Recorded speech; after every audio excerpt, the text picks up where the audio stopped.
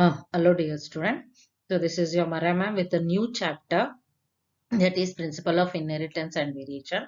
In the last video we have learned regarding organism and population, that is ecology part, and this is the second unit, genetic part it is. So principle of inheritance and variation includes complete study of the genetics and also Mendel's law, Mendelism, and deviation of the Mendel's law also. Okay. Coming to the part 1, that is Mendel law of inheritance. So whenever we hear the Mendel's law of inheritance, we know Gregor Mendel. The photograph which you are seeing, it is Gregor Mendel. So Gregor John Mendel, he was the father of genetics. So why was he been said to be the father of genetics? In the year 1856, he was being born. He was an Australian monk. Australian monk means, he was a priest. So you can see his dress. By his dress only we can identify he was an priest, but he was very interested in the genetics part. And since he was the first person, he was the one of the first person to work out the basic laws which governs the inheritance of genes. Earlier to him, nobody has been done so. He was the first person to do so. So hence he was being called to be as a father of genetics. So he gives some laws of inheritance. Based on these laws of inheritance only, today also we prevail with the genetic study. So is the very much the father of genetics. Okay, some of the important terms that we have to learn when we have to understand genetics. So what do you mean by genetics? Genetics is a study of inheritance, heredity, and variation of characters, or study of genes and chromosomes. This what we call it as genetics. Coming to inheritance. What do you mean by the word inheritance?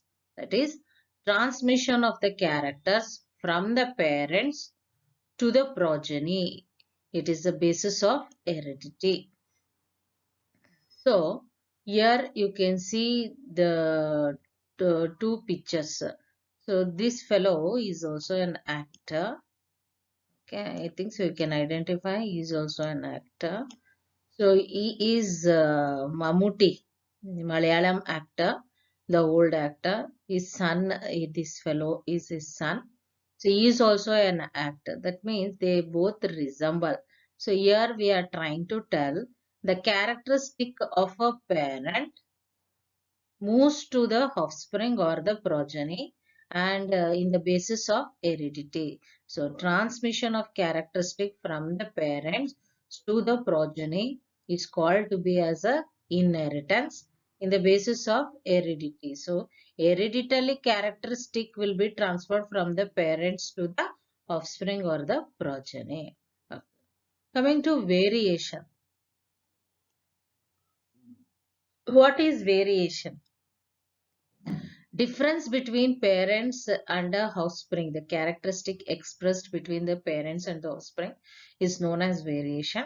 But to an extent, we can tell Mendel couldn't was a failure in explaining the variation characteristic.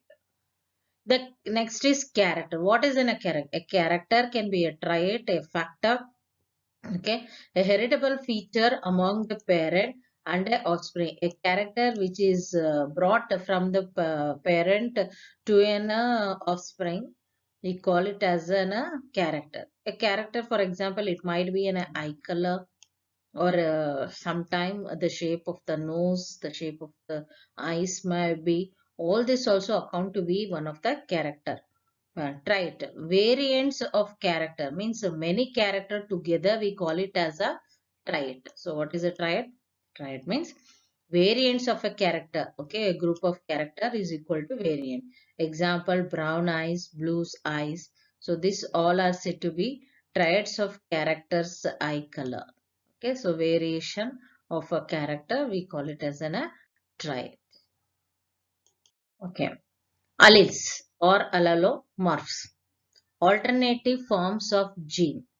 We also can call a pair of genes is called to be as a alleles.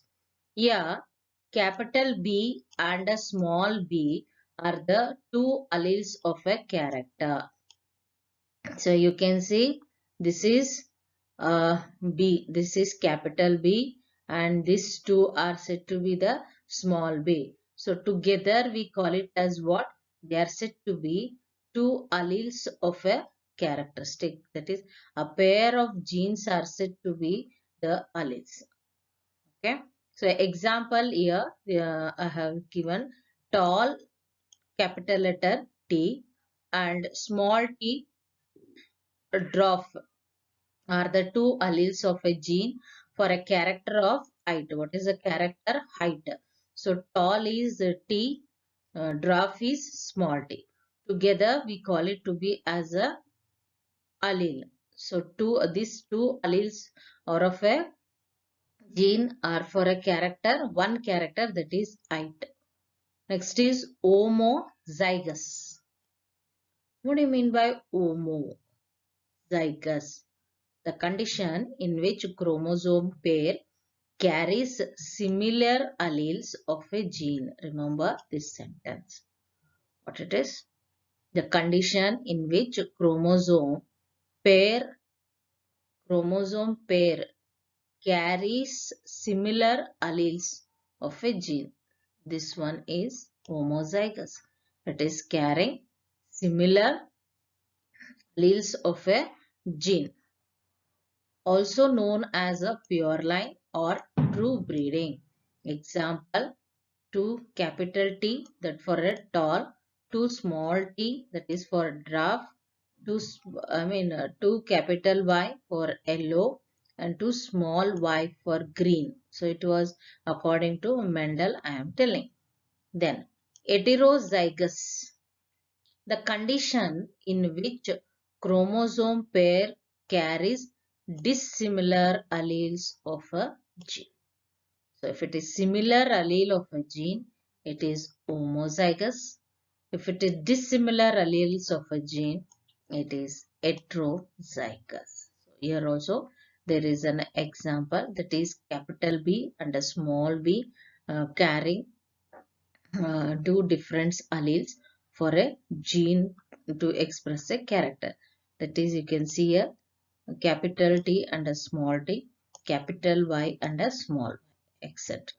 So this is some important terms to be known in genetics. Okay. Next is dominant character, recessive character.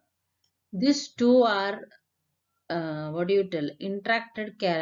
Words, they are interacted characters. One cannot be expressed without the others. So coming to here, the character which is expressed in heterozygous condition, it indicates capital letter, which we call it as a dominant character.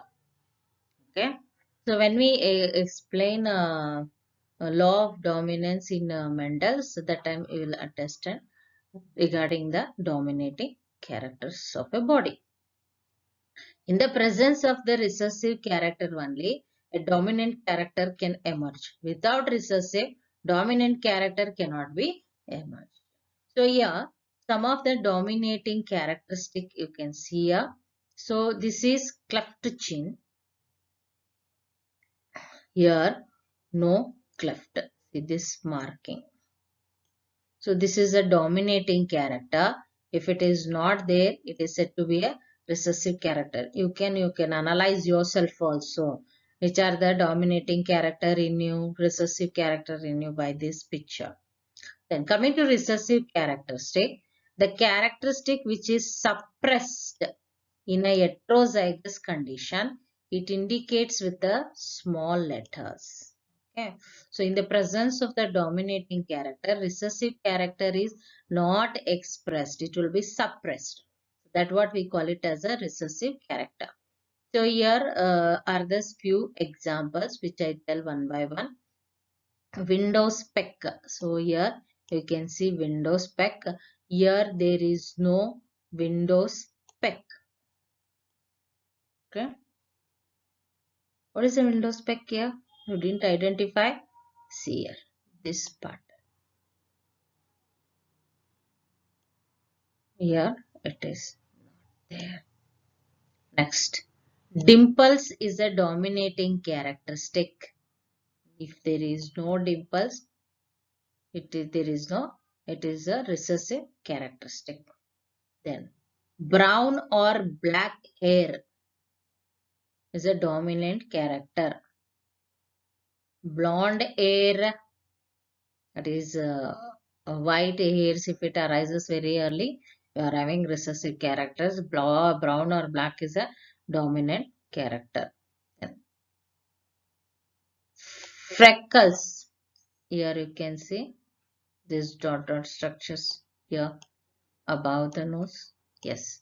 So this is a dominant character. No freckles, that is a recessive character. Brown eyes is a dominating character. Blue eyes is a recessive character. Free earlobe is a dominant character. See here, free earlobe. There is a gap here. You touch and see yourself also. Attached earlobe is a recessive characteristic. Then coming to the phenotype.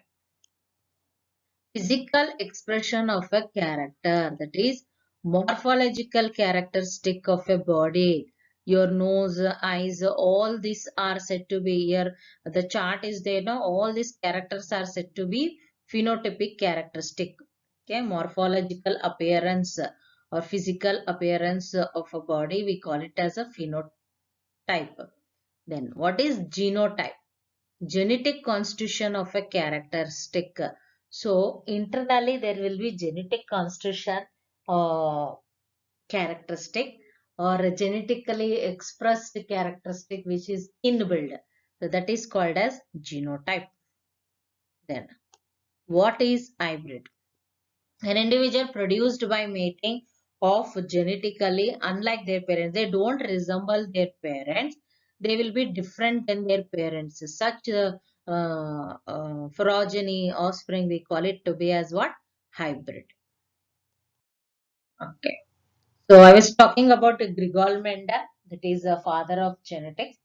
It is said he became very famous for his work in series of breeding experiment to study the plant heredity in his garden. As he was a priest, when he was a priest in Australia, he was a priest for a church was given to him, and in the church garden he started to grow pea plant, that is Piscium sativum.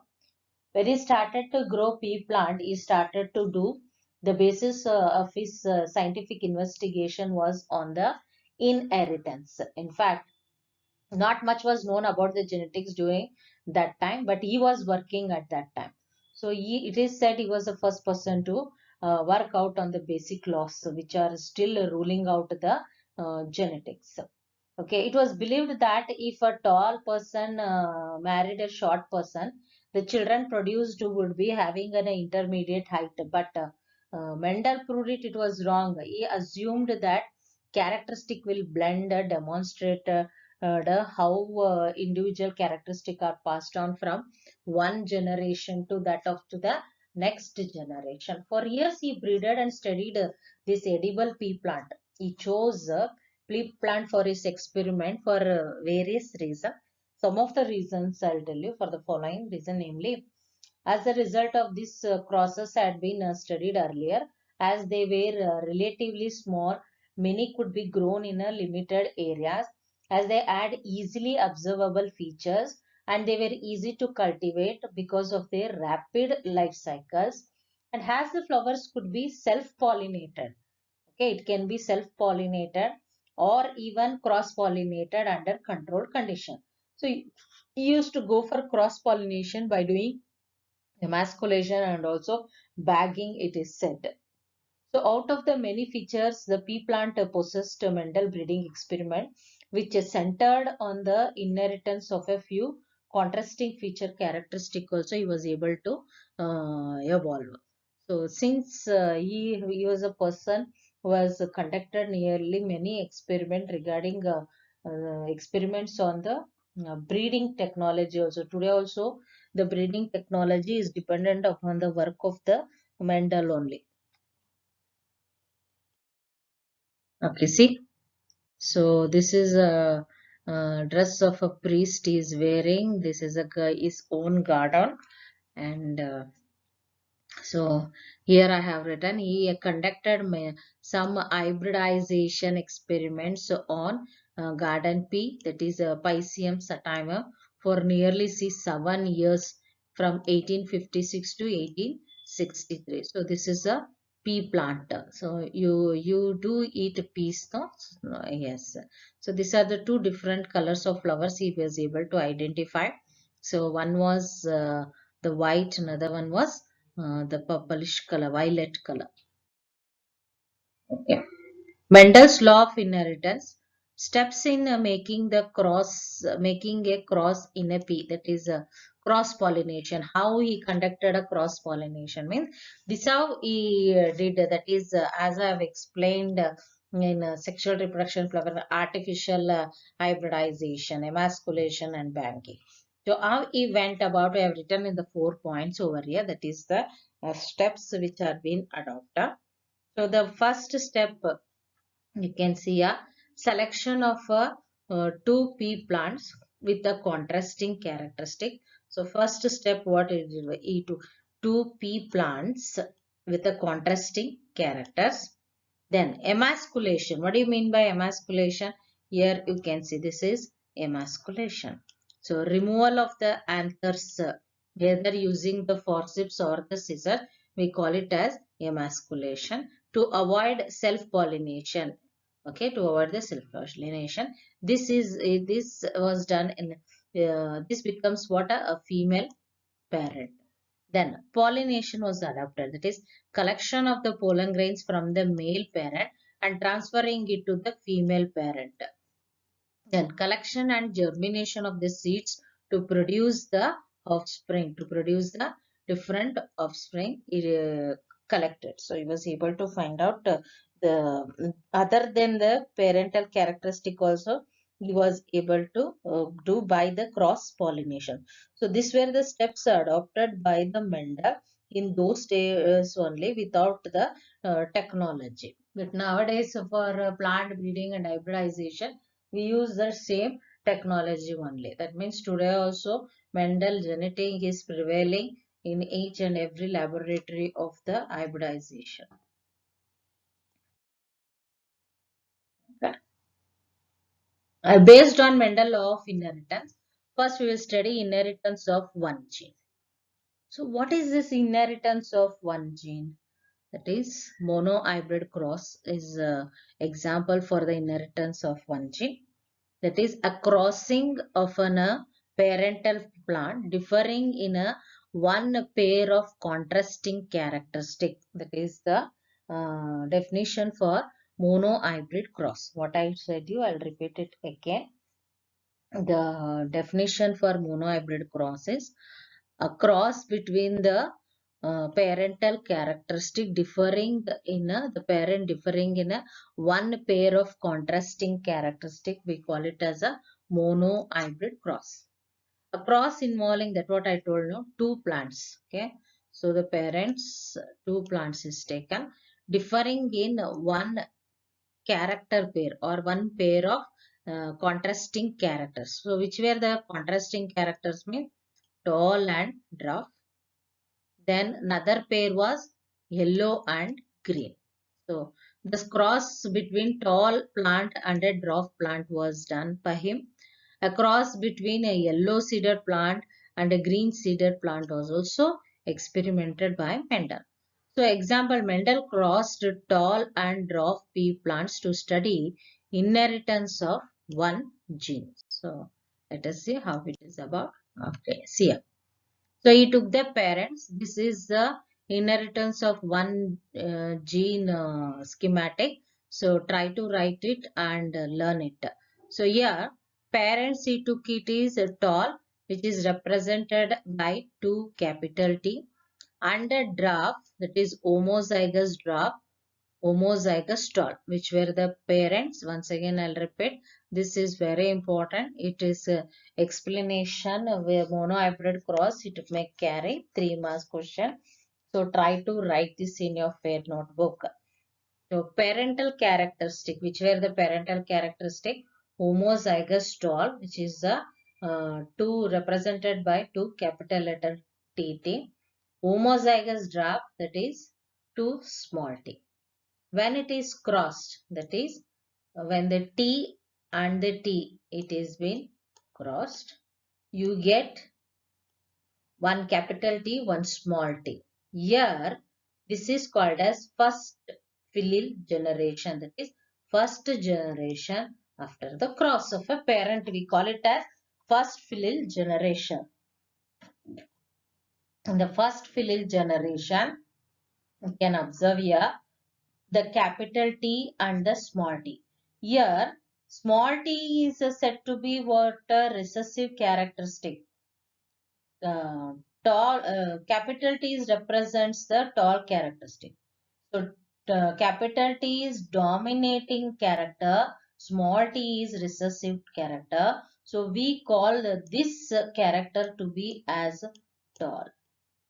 So this genotype represents what? It represents tall plant. Okay. So it becomes what? Heterozygous tall. So in this way only we'll be reading all the alleles as such. If the capital T is there, it represents the characteristic, whereas the small t, small letter will represent the recessive characteristic. Then when F1 generation is self-crossed, selfing means what? F1 generation is self-crossed here. So which is the F1 generation? Capital T and a small t into capital T and a small t. So here you can see this has been crossed. This crossing is done in a checkerboard. See here. Okay, this crossing is done in a checkerboard here, where all the four genes we have taken over here, four genes also we have taken, that is T, capital T, small t, okay, that is this pair, then this pair, capital T and small t. Now cross it. How to cross? Capital T into capital T results in what? 2 capital T. Then again capital T from here will go into small t. What it will result? Heterozygous condition, that is capital T and small t. Then again small t crossed with the capital T. If you cross, you will get again heterozygous. In this condition, the first letter should be written is dominant letters only. So if the cross is in this way also, from small t to capital T, if it is a cross also, but while writing, what do you write? You will write a capital T and small t. In the same way, small t is crossed with another small t. What is the result you get here? 2 small t's you get.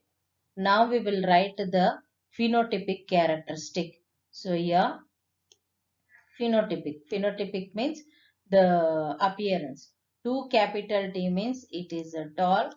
1 capital, 1 small t means also it is tall only. Why it is tall?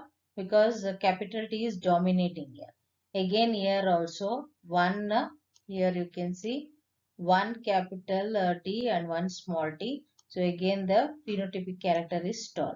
But here capital T is not there. There are 2 small t. So the character is dwarf.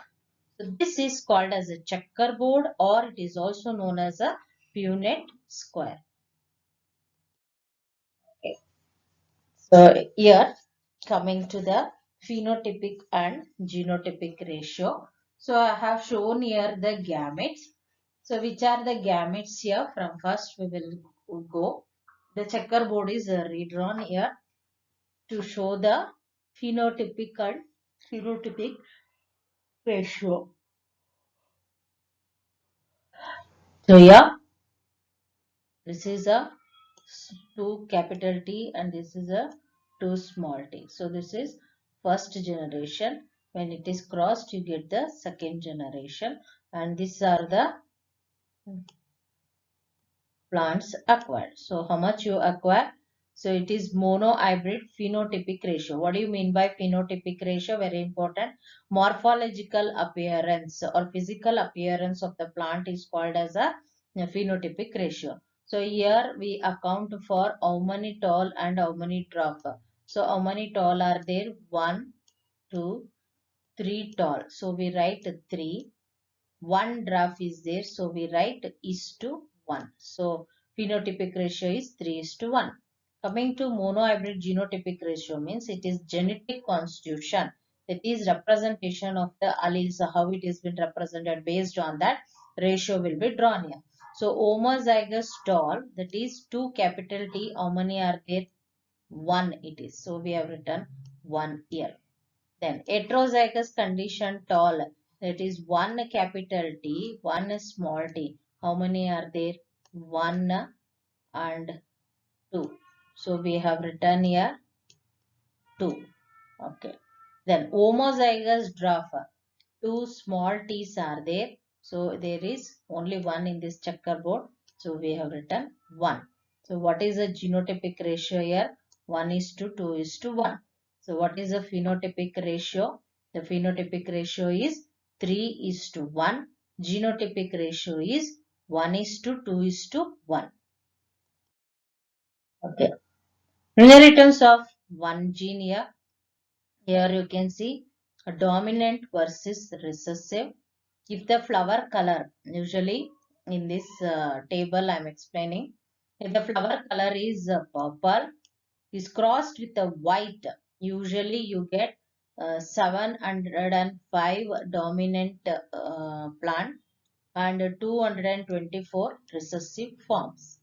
If the seed color is yellow crossed with a green, okay, yellow is dominant, green is recessive. So dominant form of plants you will get nearly 6022. Here you will get 2001. So this is a ratio 3 is to 15 is to 1. This is 3 is to 1 is to 1. Then thirdly, according to the seed shape. If the seed shape is round and crossed with a wrinkle, you get nearly 5474 dominant plant, 1850 recessive form of plant. So that is ratio 2 is to 96 is to 1 ratio. Then pod color, that is the seed pod color we tell, no, that one, green into yellow, we get nearly 428 dominating form and 152 recessive form. So here the ratio is 2 is to 82 is to 1. Then if the pod shape is based on the pod shape, it is crossed round and constricted, you get nearly how many? 882 dominant form, 299 recessive form, that is 2 is to 95 is to 1. Then flower position. The flower position is axial, is crossed with the top. You get 651 dominating form, then 207 recessive form, that is 3 is to 14 is to 1. Then plant height. The tall is crossed with the drop. Just now we saw the ratio, the phenotypic was 3 is to 1, genotypic 1 is to 2 is to 1. So here dominating form in F2 generation is 787 and recessive is 277, that is 2 is to 84 is to 1. So this is just a table to show you how one inheritance of one gene, when it is crossed with the two contrasting characteristic, also how does the characteristic merge.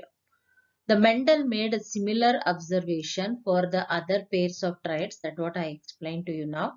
He proposed that some factors were inherited from the parents to the offspring. So in his law, everything he tells the same thing, children. What he tells, from the parent only the characteristic will come to the children, and parents always they have to resemble their parents. If they resemble somebody else, then something is wrong.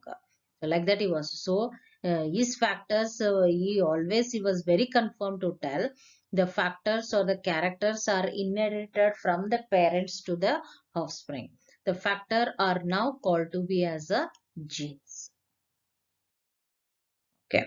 So F1, that is F1 filial generation. Here heterozygous condition we have shown when a self-pollinator produces the gametes T and T in an equal proportion. During fertilization, pollen grains of tea have a 50% chance to pollinate eggs of the capital T and a small t. Also, pollen grains of genotype T have a 50% chance to pollinate eggs of capital T and a small t. So, this is how much percent is expressed in the eggs pollinating female, it is told. So here 50%, 50% can be expressed accordingly. So 1/4 of the random fertilization leads to 2 capital T. That is, how do we declare 1 is to 2 is to 1 is the question. So for that, this is a clarity. So 1/4 of the random fertilization leads to 2 capital T, that is taller. Then 1 by 2 half or 2 by 4 of the random fertilization may lead to heterozygous condition, that is also tall only, but in genotypic 2 we tell no 1 is to 2 is to 1, so that is explained here. Then 1/4 of the random fertilization leads to the draft, that is 2 small t. So it is 1/4 of the 2 capital, half of the heterozygous condition, again 1/4 of the 2 small t. So this is a clarification for the F1 to F2 generation. Okay. So inheritance of one gene. So the Mendel self-pollinated the F2 plants, evenly self-pollinated, that is draft into draft gives rise to draft. That is when he crossed small t again to the small t, the resulting was what? 2 small t, which represented the draft, that is short plant. Okay, so here recessive character is expressed in the absence of the dominating characteristic, we can tell.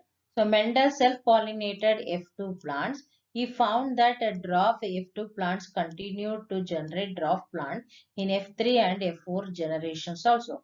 So he concluded that the genotype of drafts was a homozygous to small trees. Okay, so I think so you have understood monohybrid cross children. So the checkerboard you follow, phenotypic ratio, genotypic ratio with the schematic is important with the Mendel's definition. What I told you, monohybrid cross, a cross between the two parents, homozygous two parents differing in a one pair of the contrasting characteristic is called to be as a monohybrid cross. So that's it for today's class, children. In the next class, we'll be learning regarding dihybrid cross.